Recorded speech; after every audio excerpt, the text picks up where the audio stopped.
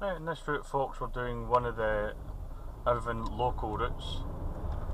Quite often you might, well on most tests you'll be taken onto the dual carriageway for at least a stretch.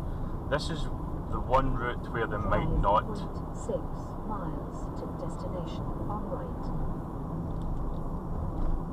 So this is a route that they might not take you onto the dual carriageway. But it's very easy to tailor at the end of the route to take you onto the dual carriageway depending on time available. Every test route is subject to alterations by the examiner on that given day.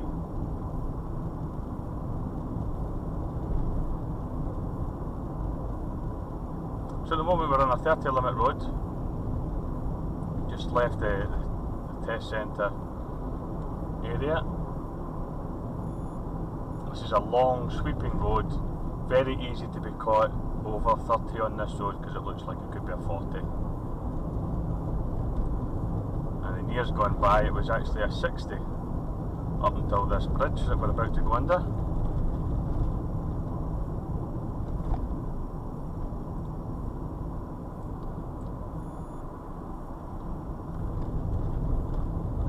On the left hand side, halfway up the hill, they could stop you and do the hill start quite often on this stretch.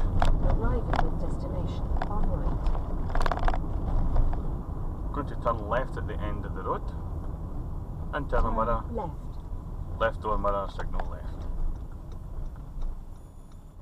Letting the hill slow me down mostly there, so we squeeze the brakes just at the end, just until I've done my observations to my right twice and made sure it was safe. 1.4 miles, enter roundabout, then take second exit. So at the next roundabout we're taking the second exit. When we get to see the road sign, and it might not show up that great on camera, the second exit is shown as straight ahead. The examiner quite often will give you some advice here and ask you to go into the right hand lane on approach.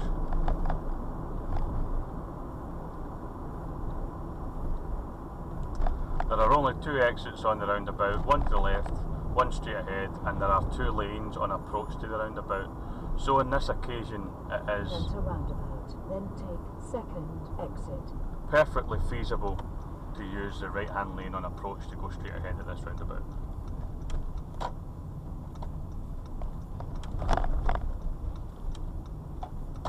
Two mirrors and signal left to come off.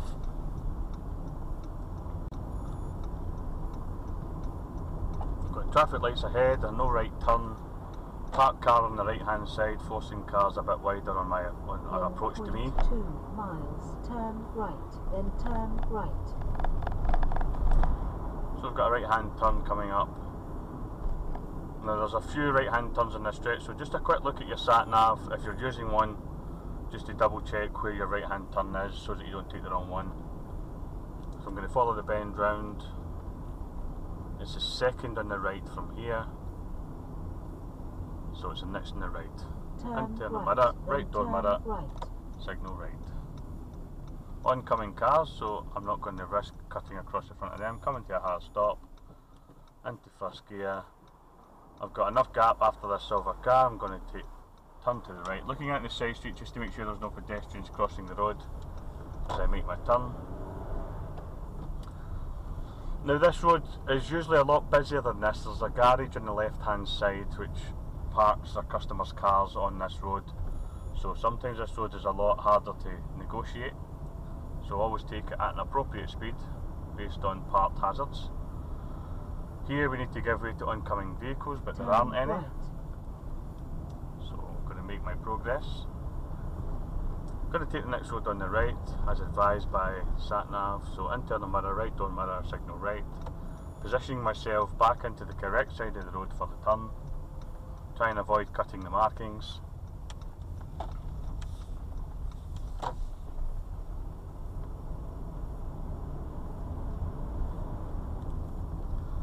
Now there's a doctor's clinic on the left hand side, Ballot Road Clinic, and at the moment it's Saturday, so not a lot of traffic on the road, but be aware of that on a weekday. Drive 150 yards, then turn right. So at the end of the road we're going to turn right. internal mirror, right door mirror, signal right, and just keep my position to the right into the corner of the markings. Car in front had to do a hard stop there, saw the cyclist at the last second, was about to cut across the road until they saw the cyclist. Looking left and right both ways twice, at least twice, and then make my exit. Drive 0.3 miles, then turn left. Just along this road there is a gym on the right hand side, quite a popular gym, and but not many parking spaces, so some of the cars that you see parked on the road, half on the pavement. This happens quite a lot along this road. I've got a nice wee flash, early flash through from the oncoming car there, so I made my progress. Again, when you're flashed by another driver, just make sure it's safe to do what you're planning to do. Got to take the next road on the left. Turn left. Yeah, make sure it's safe to do what you're planning to do. The fact that you've been flashed by another driver or invited to proceed by another driver does not mean it's safe at that point in time. All they're saying is that they're willing to let you go first. Now we've got parked cars both left and right on this street, and we've got an oncoming vehicle, so I'm slowing down. The oncoming car has already stopped, so I'm going to check my right door mirror and make my progress. I'm not going to miss my chance. Never miss your chance to make progress. If someone else is already stopped and are happy for you to follow through, then you carry on your journey. Drive 0.4 miles, then turn right. Right, more parked cars on the outside of this bend, so no parked hazards on my side, but there's the back of this car sticking out a bit, so just going a bit wider, checking my right door mirror, moving a bit wider. Now I've got some parked cars, so checking my door mirror and moving out even wider again. When you're going round a left-hand bend and there's parked cars on the left, try and look up the inside of those vehicles to read the road ahead that wee bit further. Sometimes the outside view is not that great, but the inside view can give you some more information. Thankfully no parked cars as the bus approaches, so we've got plenty of space on both sides of the road. Now we've got an oncoming car now, and we've got a parked car on his side and half a parked car on my side. So slowing it down, making sure he's left me enough space to proceed. Give him a wave of thanks as he's had to slow down even further than I did. And turn right, then turn left. So at the end of the road, we're going to turn right and then turn left.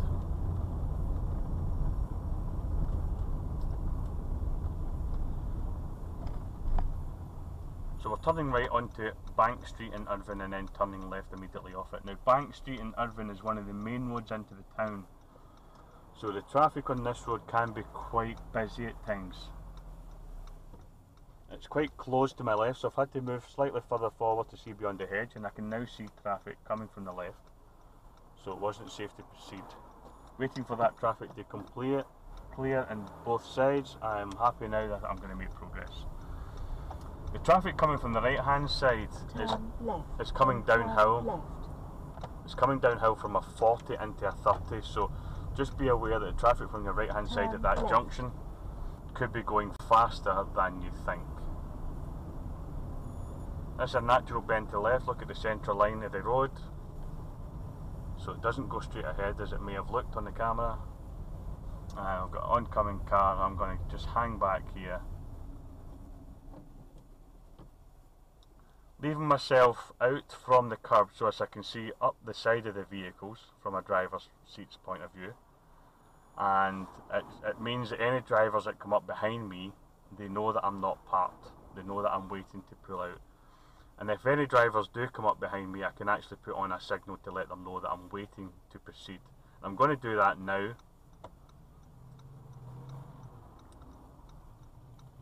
That was just to let the biker know that I'm also planning to pull out, because he may have allowed me to proceed before he pulled out of his junction. Right, more parked cars again, so keeping it nice and slow. won't need to come to a complete stop this time. Arriving at destination on right. Checking my right door mirror, moving out. Checking internal mirror and then checking left door mirror again to move back in again. Anytime you move by more than the width of a cyclist, always check the appropriate door mirror. 2 miles, then turn left. Right, sat nav's telling me to turn left. So again, just a quick look because there's multiple left-hand turns. It's going to be at the end of the road. I'm going to turn left. Some sat nav instructions are clearer. They may tell you at the end of the road, turn left.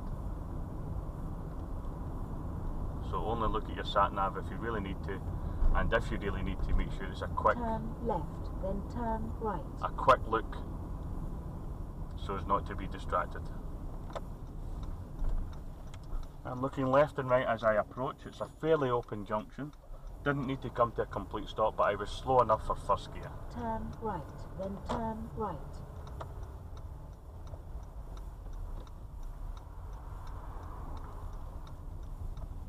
Trying not to cut the markings here, which is difficult because of the parked car on approach to the junction and the parked car immediately inside the junction.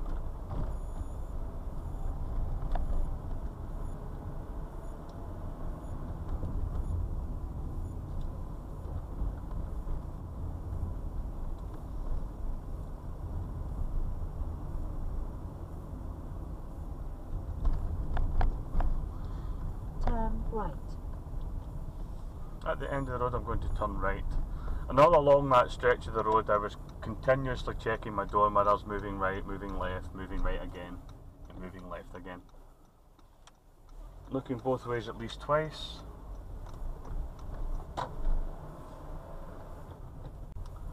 The reason you look both ways at least twice is just in case you miss something the first time. It's very easy to miss a boy on a bike or something like that. Arriving at destination on right.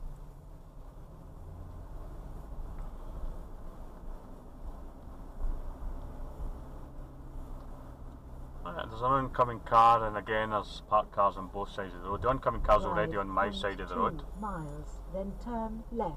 So I'm taking it nice and slow. They've flashed and they've indicated, so they're turning off the street. So 2 mirrors to the right, and then make my progress.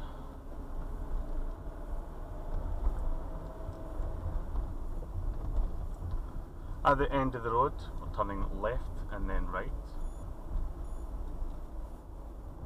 Turn left, then turn right. Now they're very faded markings in the road here, but note that this is a crossroads. With the start of a central line on approach to a junction, that tells you you're coming up to the giveaway, so I didn't have the priority on this road.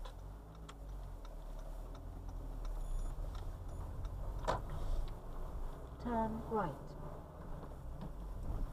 Hopefully in another set of crossroads we'll be able to point that out again for you a bit clearer.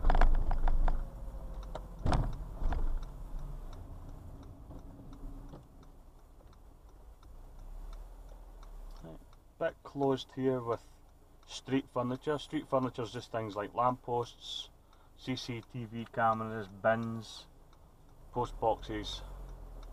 All of these things can hide a road user. So again, whenever you're at a junction, you always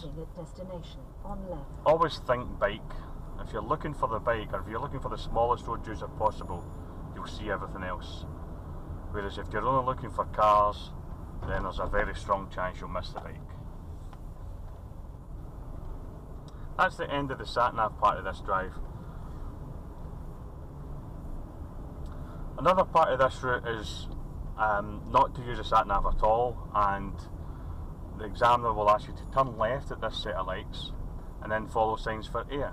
So that's what we're going to do for the rest of this route until I say otherwise. So 2 mirrors and signal left at the traffic lights. I can see the car's tyres and tarmac in front of me. If I can't see the car's tyres touch the tarmac, then I'm too close to the back of the vehicle.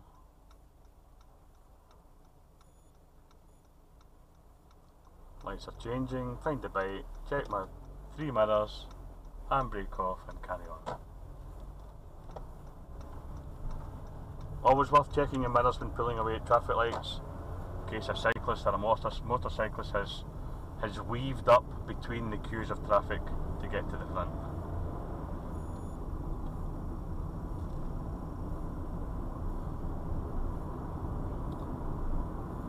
So I mentioned earlier on that it's Saturday. It just happens to be Saturday when I'm doing this recording. Although we are in the middle of the COVID-19 pandemic, I'm not expecting a lot of shoppers to be out, but the shops are open again, so I suspect that when we get closer to Irvine Town Centre that the traffic volume may increase. Something to think about whenever you're planning your journeys. Think of the time of the day, the volume of traffic that could be there, so that you're planning your journey ahead and you're always leaving plenty of time for your journey. Right, so I can see a directional road sign coming up. I'm following signs for Ayr. At the bottom of the sign it says Harborside and Ayr to the right, so I'm going to turn right at the traffic lights. So internal mirror, right door mirror, signalling right, positioning to the right. The lights have been green for quite a while, so I suspect that they may change. We've got blue flashing lights in the distance, but it's stationary, so the police van isn't moving. And the green filter light is still on, so I'm going to make my turn. And we're turned into a 40 limit road. So checking your mirrors before you accelerate and accelerate up through the gears. Always check your internal mirror before you change speed. So that's before you accelerate or before you squeeze your brakes.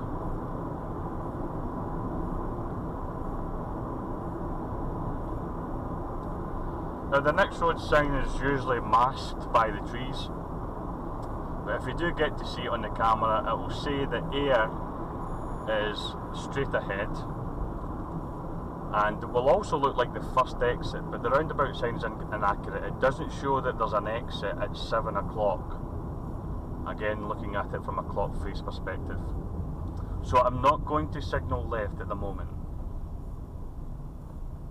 I'm going to pass this first exit on the left hand side at 7 o'clock, and now I'm going to check my internal mirror and left door mirror and take the next exit for here. So just be aware of that road sign. It's been inaccurate since it was put up, so I don't expect them to change it anytime soon. At the next roundabout there is no sign on approach to tell you where Ayr is, so unless the examiner tells you, you would expect to be going straight ahead. So I've got a nice open view to the right. At the moment it's clear, just making sure the taxi's not coming right round. He isn't, so I'm going to make progress. In the left hand lane, staying on the outside of the roundabout, 2 mirrors and signal left, pedestrian waiting to cross the road, she's seen me, that's fine, zebra crossing's clear, and carry on. Further ahead we've got another pedestrian crossing warning and a school patrol warning, or a school warning sign. In fact, it's Saturday, schools are not open at the moment. In fact, it's summer holidays as well. I can now see the pedestrian crossing. It's a zebra crossing, nobody waiting to cross. I could tell it was going to be a zebra crossing from the sign, because usually if it's traffic light controlled it will actually warn you of traffic lights as opposed to a pedestrian crossing.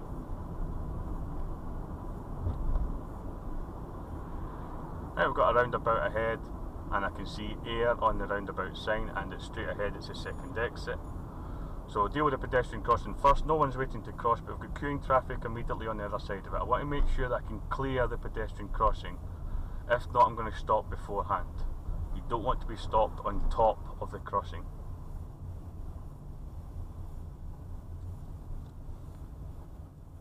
Right, there are markings in the road, but I can't see any arrows as yet, so I'm going to stay in a left-hand lane to go straight ahead until road signs or markings tell me otherwise.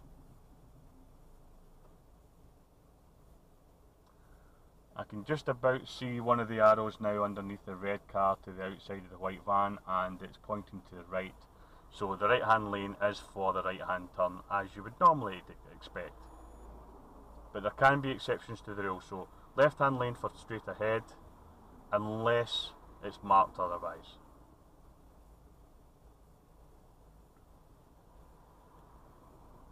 If you're coming the other direction at this roundabout, which is on another route, you will see that the right hand lane is for straight ahead.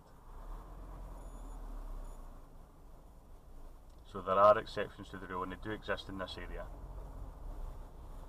So as we expected, this roundabout was a bit busier because it's right next to the retail park. So we've been stationary for a few seconds here. I've now see a gap, I'm going to take it. Nice acceleration out, confident accelerating. So there's a traffic light sign, but it's for a pedestrian crossing.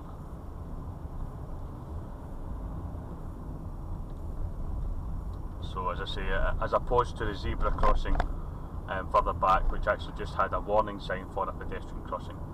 That particular warning sign was a traffic light. I'm going to go straight ahead. There's no air on the road sign, so again, assuming I'm going straight ahead, not going into the superstore. It's clear, nice and open, staying on the outside. Quite a lot of steering to stick to your lane here, but it's safer. Sometimes the safest thing to do is a wee bit more difficult, but it's no exception to, or it's no excuse to not be safe just because it's easier to do something else. Going straight ahead at this mini roundabout, nice and slow in approach, and carry on. Mini roundabouts bring the junctions or bring the roads closer together, so they are a bit more difficult to read at speed. So it is quite often the case that you'll go much slower at mini roundabouts. There's another mini roundabout coming up in 110 yards. There's an exit to the left and an exit straight ahead. No exit to the right, so I can read this one a lot easier. So I don't need to go quite as slow, but I do need to negotiate the white circle. Always drive round it where possible. Again, it would have been very easy just to drive straight over that there and take in the bump through the suspension, but the highway code states that you should always drive round the white circle where possible, only cutting it if you really need to, such as a larger vehicle. Now we're now in a 40 limit, still following signs for air, and at this point the examiner might give you a different destination to follow.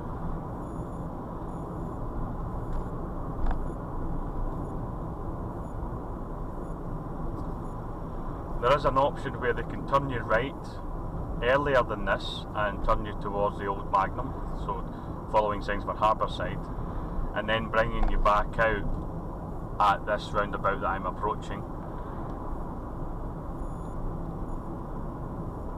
But as I say, that route in its entirety would never take you into a dual carriageway, and they're trying to encourage dual carriageways into the test.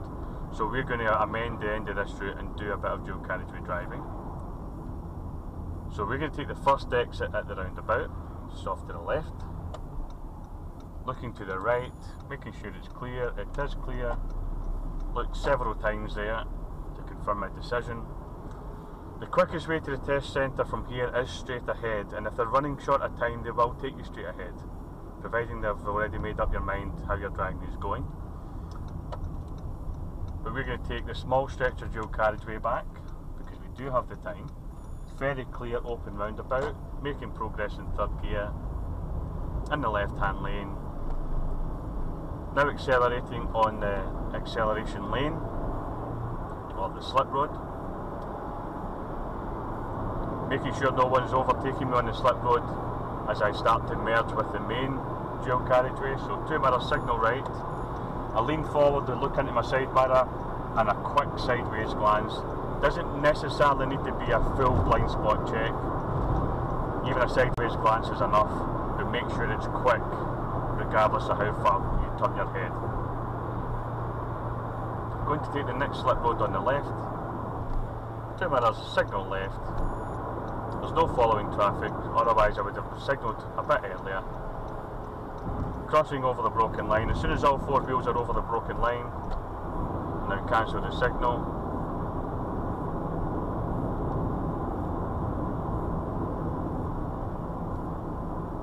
And I'm going to turn right at the roundabout, internal mirror, right door mirror, signal right.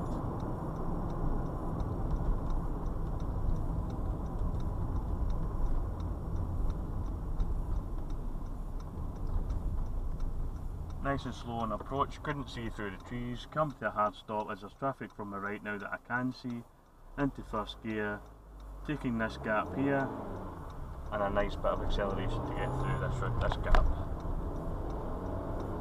This is a very busy roundabout, and it's quite often you will need a good bit of acceleration to maximise your opportunities to get out.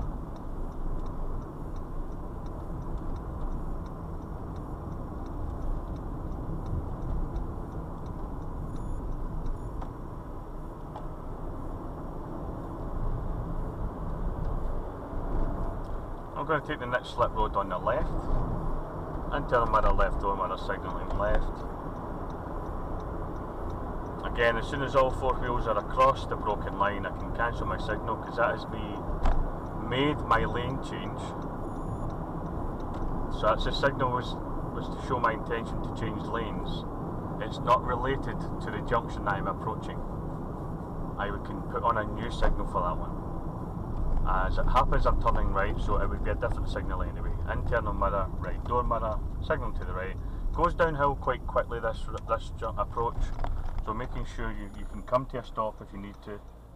In this case I did. There's more traffic coming from the right, so I'm just biding my time. I'm off the brake now and passing out as soon as that DS3 has passed.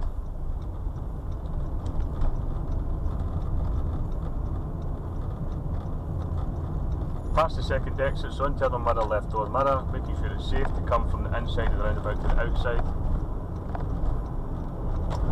And at the roundabout ahead, taking the first available exit straight ahead, staying on the left hand lane. Traffic is clear, I can make my progress. Staying on the outside, there may have been traffic on my inside, there isn't in this case, but there could have been. Whenever you have two lanes on approach to a roundabout, make sure you stick to your lane. If you're in the left lane on approach, make sure you stick to the left lane on the roundabout as well. Do not cut across it. There may be traffic on your inside that you'll end up cutting up, and you could be involved in an accident. We're going to turn right at the roundabout, third exit. Mirrors are done, signals on, it's clear to proceed. Keeping it nice and slow. Two mirrors and signal left to come off. Coming from a 40 into a 30. And I'll pull over and stop on the left hand side, almost exactly where we started.